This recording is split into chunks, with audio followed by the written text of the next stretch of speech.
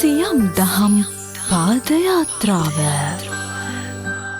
ලෝතුරු තථාගතයන් වහන්සේ වදාළ දහම තව තවත් ප්‍රචලිත කිරීමේ අරමුණින් ස්වර්ණවාහිනී සහ ශ්‍රී FM බැතිපර මාධ්‍ය දායකත්වයෙන් සියම් දහම් පාදයාත්‍රාව සංවිධානය කළා. දෙවැනි වරටත් පවත්වනු ලබන සියම් දහම් පාදයාත්‍රාව මෙවර ත්‍රිකුණාමලය ගෝකර්ණ රජමහා විහාරයෙන් ආරම්භ කර කන්තලේ, හබරණ, අනුරාධපුර, කැකිරාව, දඹුල්ල, කුරුණෑගල, මාතලේ හරහා සෙංකඩගලපුර දක්වා පාගමනින් වැඩම කිරීමට නියමිතයි.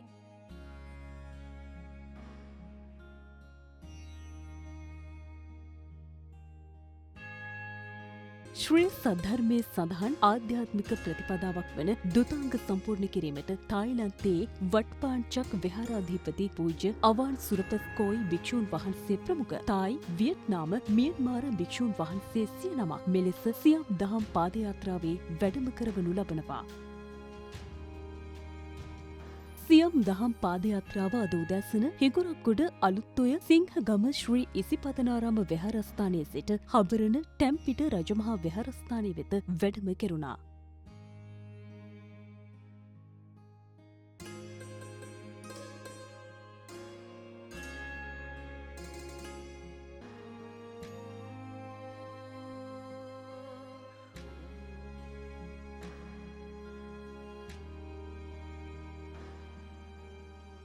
සියම් දහම් පාදයාත්‍රාවේ 5 වන දිනයයි අද උදෑසන අලුත්ඔය ඉසිපතනාරාම විහාරස්ථානයේ සිට ආරම්භ වුණේ. එතෙන් සිට ගල්ඔය හතරැස් කොටුව කනිෂ්ඨ විද්‍යාලයේ පසු කරමින් අද දවසේ අවසන් නවා තැන්පල වන හබරණ ටැම්පිට රජමහා විහාරස්ථානයේ දක්වා කිලෝමීටර් 28කට ආසන්න දුරක් ගෙවාගෙන සියම් දහම් පාදයාත්‍රාව අද 5 වන දවසේදී වැඩම කරනු ලැබුවා. මේ සියලු තොරතුරු අපි ඔබ වෙත ගෙන එන්නේ සයිකල් සන්නාමයේ යටතේ එන සයිකල් හඳුන්කෝරු එවැගේම කසාගල සමූහ ව්‍යාපාරයේ බැතිබර දායකත්වයත් සමගින්. සියම් දේශයෙන් වැඩම කළ මහා සංඝරත්නය පෙරටු කරගත් සෙංකඩගල පුරවරය දක්වා වැඩම කෙරෙන සියම් දහම් පාදයාත්‍රාව සමග තුනුරුවනේ ආශිර්වාද ලබා ගන්නා ලෙස සැදැහැති ඔබට බැතිසිටින් ආරාධනා.